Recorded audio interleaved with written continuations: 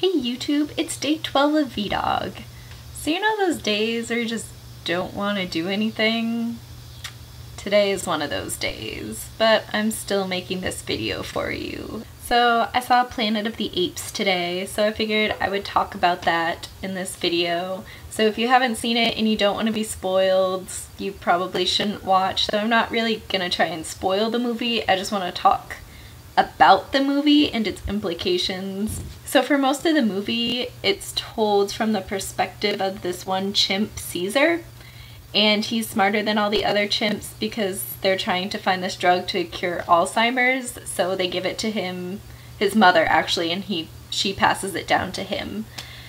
And so throughout the movie, the director's trying to get you to like root for the chimps because you're shown a lot of bad human characters. You have the Tom Felton-esque character that sees all the animals as inferior because they're animals, and so you're supposed to hate him, which of course I did.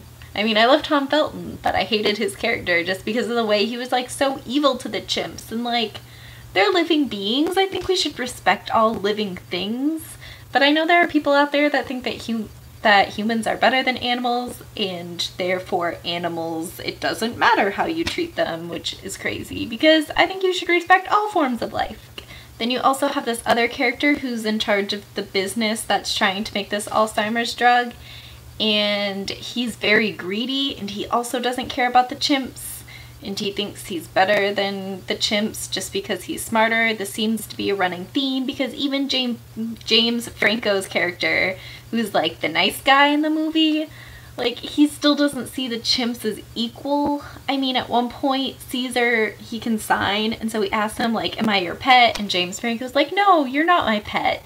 But at the same time, you realize, like, he still treats him as a pet, and, like, he takes him out on walks and stuff in the redwood forests, and he doesn't treat him like an equal person. And I mean, like, you live with this chimp. You think if any character were to treat the chimp as a real person, it'd be the person that owns the chimp, but no. And I think it's interesting because you see all these characters and you don't really want to like them. So you want to like the chimps because, you know, they're the underdog here, and you can tell they're smart, and you want them to be appreciated and for society to recognize them as intelligent beings. But at the same time, some of the chimps have more violent tendencies and they want revenge on the humans. And so, like, I wasn't sure who to root for in the movie, which I think is kind of the point, because you think like, oh, these chimps are smart, maybe they'll make a better society than humans. But then I remember Planet of the Apes, because this is the prequel to that movie, and, you know, those apes weren't much better at running society than we were because it was still very class-based and very militaristic, if I remember correctly. And it just makes you wonder if all beings that are intelligent are naturally stupid.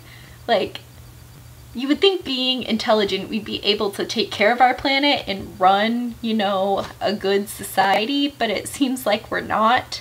So I think it just goes to show that nobody's perfect, whether you are a human or a chimp, or from the upper class or from the lower class. And I think it's just important that we recognize all forms of intelligence and that we try to do the best we can to treat everyone equally and run a good society. So I will see you guys tomorrow.